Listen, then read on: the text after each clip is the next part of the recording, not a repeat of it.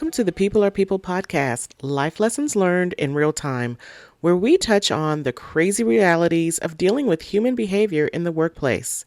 In 2022, I am presenting a series that I simply call the New Manager Series, where we talk about and will focus on a variety of topics every manager needs to know to be successful during and beyond their first year of management. Being a manager is not always a pretty job. It comes with highs and lows that you must prepare yourself to navigate. In today's episode, we are going to be talking about employee onboarding mistakes to avoid. So, what am I talking about when I reference onboarding? Imagine you've finally gotten the opportunity to hire that backfill position, or maybe you've created a new position within your team and you are bringing on a brand new employee. They're going to be reporting directly to you. And so as your manager, it is your core responsibility to onboard them to the company, to your department, and to the role that they're going to be functioning in. So in this episode, as I noted, I want to talk a little bit about mistakes to avoid as you are onboarding your employee and potentially touch on a few tips for how to recover from your mistakes. So let's start by, looking at day one. What are the things that you should strive to do on that first day that your employee begins their job? Well, a lot of times for new employees, their first interaction is going to be with you or potentially someone else on your team to help them get set up. Now, if they are working on site in a physical location, you want to be there to meet and greet them and escort them around and get them set up, initially. If they are in a location where you are not centrally located, let's say maybe you're based in California and they're going to be working from an office space in New York, then you want to have someone there that can meet them if possible, if at all possible. In some cases, there may be no one, so you want to make sure that you at least establish a clear identity for who will be there from the human resources area to meet and greet your employee. But ideally, if you're going to have a representative there, you want it to be someone qualified. If it is someone that is from your team directly that is going to be assisting them, then, and even if it's not, you want to make sure that you provide them with some clear guidelines as it relates to, where they're going to meet this representative. And then for the representative, what are the things that you're going to help ensure this person has access to? So primarily, what am I referring to? Well, you want to start out by ensuring that they have the right equipment, right? That is the thing that makes a lot of new employees feel like, okay, this is it. I am starting this job and I am being acknowledged as a brand new employee. So you want to make sure that they have somewhere to sit if they are going to be in a physical office location. You want to make sure that they have the proper equipment, which can be a variety of things. In some settings, it's it could be a desktop PCs, desktop PC, all-in-one type of computer. It could be a laptop with an additional monitor. It could be a headset for conversations, whether they're attending meetings virtually or they're talking on the phone. You want to make sure that they have access to that. Speaking of phones, if they are going to need a phone, you want to make sure they have the phone available. If they're going to be receiving a cell phone for business purposes, that may be something that if you can't have it available on day one, the representative is able to speak to that, or, you as the manager have a strategy for how you're going to communicate with them about any additional equipment that they can expect to receive at a later time. I mentioned making sure that you have someone there who can meet them face to face, right? So if at all possible, you want to have someone who knows the lay of the building, the lay of the land, so to speak, so that they can give them a, quick orientation to where things are located. Yes, it is going to be very overwhelming for them to remember a quarter of what they are shown.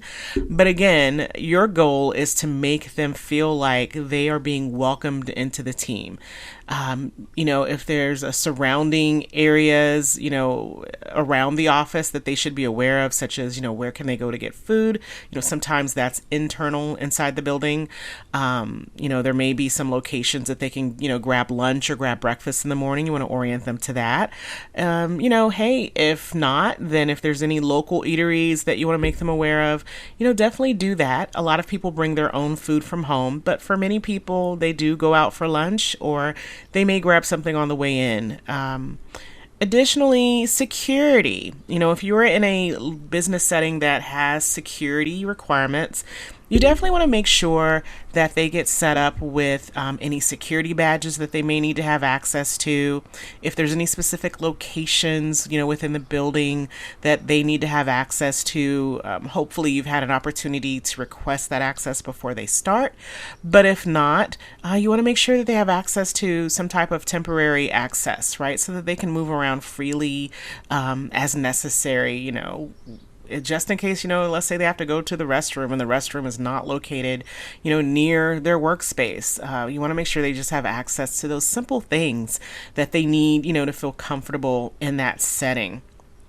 So I am basically, highlighting logistics. Those are the things that ideally you plan for before they arrive. But, if you don't have that opportunity to do so before they get there, you definitely want to plan for having that communication ready. That again may come through your representative who can explain to that individual, what they can expect and how they're going to get around and when can they expect to receive their equipment if it's not there at that time. HR or company orientation is also going to be top of mind, most likely for your new hire. So you want to make sure that you provide them with some insight, whether it's through yourself or the representative as it relates to what orientation is going to look like. In some companies, they do it on day one. As soon as they arrive, they go through the human resources office or work with the team on site, and they go through a very high level orientation. And some other companies, everything is virtual learning or self-study, self-paced. And so again, if they're going to be working independently and completing those tasks on the computer, then that'll be something that, either yourself or your representative will need to be prepared to ensure they have a good understanding for, particularly if there are time frames around completing those activities. If there's anything that impacts their ability to get paid and they have to have it, done on that first day, you're going to want to ensure that new hire has an awareness for that, and they're very clear about what to do, where to go, and when it has to be completed.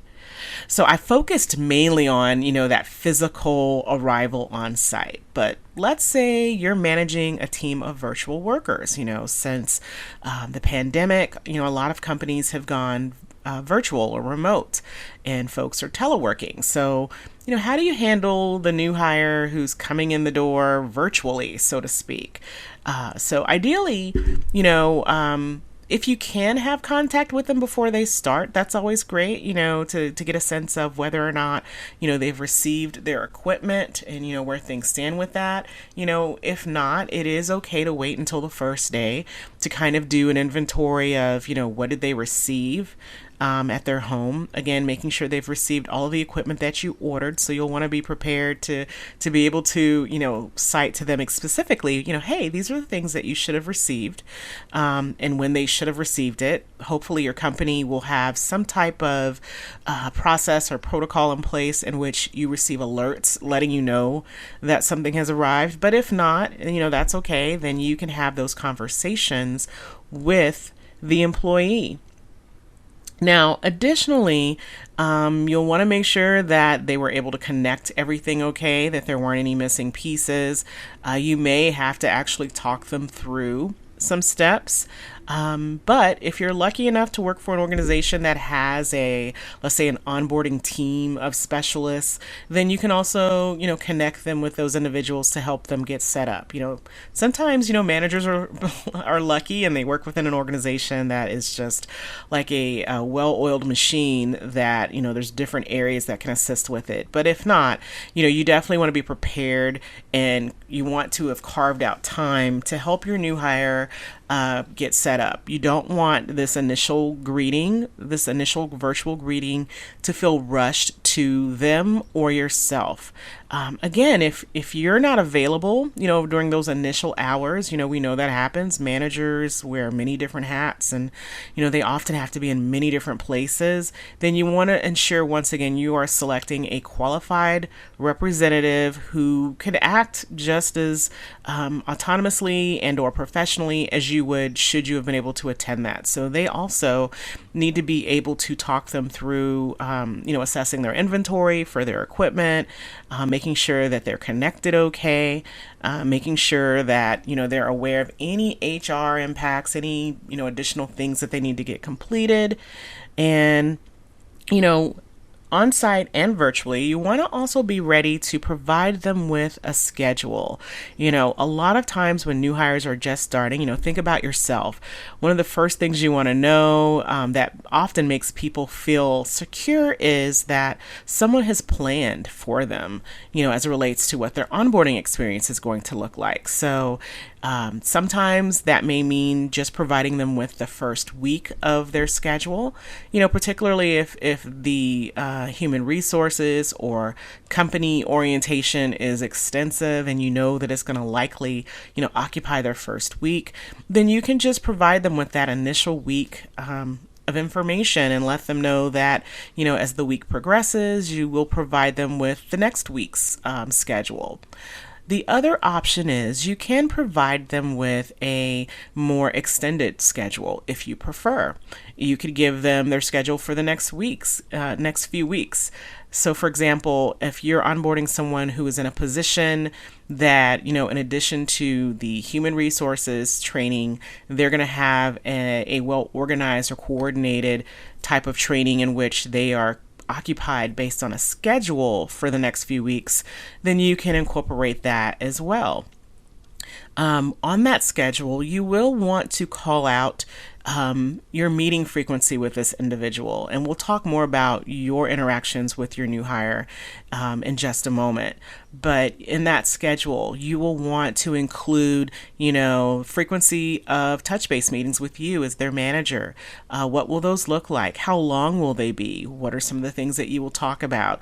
Again, we'll get into the content of that in just a minute. But on the schedule, you may want to, and I highly encourage you to include maybe a daily touch base.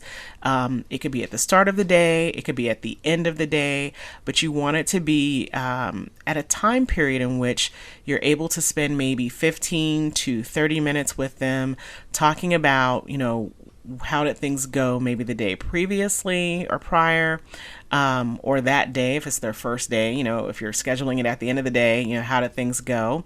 If you're scheduling it at the start of the day, giving them again a sense of, what they can expect. And then maybe on day one, you meet with them twice. Maybe you meet with them in the morning and the evening, or you can meet with them maybe morning and then afternoon. But I do encourage you to touch base with them at least twice on that first day. Again, just to check in with them, see how things are going, answer any immediate questions that have suddenly arose in that first day. And then after that, I encourage you to touch base with them daily. And so, include that on your list for the first week. And then from the first week, you can continue with daily meetings, or as we'll talk about in a moment, you may gauge, what your experience has been in the past or how things are going with that person after week one and make adjustments from there. But again, your goal is just to kind of ensure or reassure them that, you're going to be quite engaged with them throughout their onboarding process and what they can expect. So that's the first area. You want to avoid one mistake that many managers make that you want to avoid is not providing your new hire with a schedule and just making sure they understand, what it is they can expect. It helps to also reassure them of what their role is going to be in the company. I cannot tell you how many employees I've encountered in the past who, were working with other managers who maybe didn't know what they were going to be doing after the first day. They didn't know where to go. They didn't know who they were working with. They didn't know what their training schedule was going to look like. They just didn't know. And so that created, it left an impression, right? Because keep in mind, this is their first impression. They're forming their thoughts and their opinions about whether or not they're truly going to be a fit for the role that you've hired them to do. So that schedule is going to be critical. The logistics is going to be critical. Avoid not acknowledging if something has gone wrong or awry. So let's say your employee shows up, whether it's virtually or on site, but their equipment did not. Acknowledge that that is a problem and that you are working on it, and provide them with updates. That will be critical. Make sure that they are aware that you are working on it and what you are hearing and how you're going to navigate around that, or what's your mitigation strategy and how can you and that new hire partner. Again, it shows that you care and that you want their experience to be positive. So the next recommendation, or the next thing, a mistake I would like to encourage you to avoid, is not assigning a preceptor or work buddy. I want to encourage you to please assign someone on your team that your new hire can collaborate with. And again, that could be someone who takes on a preceptor role, who is going to be working with them throughout their onboarding process, answering questions, coaching them on processes, showing them, training them. You can assign a preceptor, or if you don't have a preceptor program in place, then a work buddy. Again, someone that they can go to, bounce questions off of, ensure that they're doing the right thing. I encourage you to do this because sometimes people are not comfortable going to their manager with every little question. It doesn't matter how positive or light-spirited you are, how easygoing you are. There's just going to be those employees who want to have that ability to bounce things off of their peers, okay? So you want to select someone who is a true spokesperson for the team, so to speak, right? Someone who really enjoys what it is they do on a day-to-day basis. Sometimes your hardest worker, your best worker, is not necessarily preceptor or work buddy material. So you want to ensure that, whoever it is you're selecting to act as your preceptor or work buddy is someone who's a people person and does their job well. And I know those two things can be hard to find, right? Because it has a lot to do with consistency and performance. And if you're a new manager, oftentimes you're still trying to get to know who it is that's really good at what they do. But if at all possible, you want to select someone who's a spokesperson for the team, who really likes what it is they do. And you want to think of this person as being a trustworthy advocate for you as a manager, but also for the new employee. You don't want anyone who is going to be biased in what it is they do. And what I mean by that is maybe someone who's just not happy with you as their manager, or maybe they're not happy with the organization or company itself. They may not share the vision or the direction in which the company is heading. And I know I can hear you saying, well, why are they still there? Why haven't we terminated them or fired them? Hey, we've talked about this in other podcasts. It can take time to terminate people who feel that way. So again, you want to select a trustworthy advocate for you and the new employee, who is going to put forth everyone's best interests and, really be there to ensure that that new associate or new employee is getting exactly what it is they need to be successful. You want to choose someone who has patience and they're empathetic to new employees. New employees have a lot of questions sometimes. They are the why. Think of that little kid who's who's asking why. And, they're trying to reconcile a lot of times their past work experiences with what it is they are observing, what it is you are asking of them. And so you want to have a preceptor or a work buddy who is open to receiving those questions, someone who is okay with repeating themselves more than once. You also want to select someone who is a critical thinker, and also someone who is autonomous, meaning they can make a decision and it's going to be the right decision. And when I say making decisions, meaning sometimes, they may have to pivot based on the needs of that new hire, their learning needs, for example, and they may identify that, hey, I need to do some additional training with them on this topic. That doesn't necessarily mean they need to come back to you to get permission to do that. You're going to want someone who can just act on it in real time and not necessarily need permission to do so. And you want to select someone who is well-versed in company and departmental policies and procedures. So when I say that, I don't necessarily mean that this has to be someone who has memorized everything about the company, right? Or they can quote word for word every policy. In fact, you don't want someone necessarily who's like that. What you do want is someone who can point to those policies, who can say, they may quote something that they recall, but you also want them to be someone who can actually go to the source of truth and educate that new hire on how to also do that for themselves. So, please do not skip out on assigning a preceptor or a work buddy. It really will, if you do it right, it will save you a lot of work in the long run. Next, I want to encourage you to not minimize the importance of communication during the first, 60 to 90 days with this individual, building a rapport with them and establishing trust. Now, you may be a rock star among your existing associates, but this new person will not know you at all very well, most likely, unless they're coming from another team, maybe that you worked with them previously. And even then, do not take for granted that you can, suddenly reduce your involvement or your engagement with them because you have a pre-existing relationship. You want to treat them fairly, and that means you're going to want to ensure that you are communicating with them regularly. So you're going to want to establish a meeting cadence, and I alluded to this earlier on in our conversation in this podcast. You want to establish a meeting cadence with the new hire. I talked about initially the first week, meeting with them daily, twice on the first day at a minimum. And then, daily for the first week is what I would encourage you to do. And then after that, you can establish what your cadence is going to be. If there are things that are unresolved, such as equipment, then you may have to continue meeting with them every day the following week.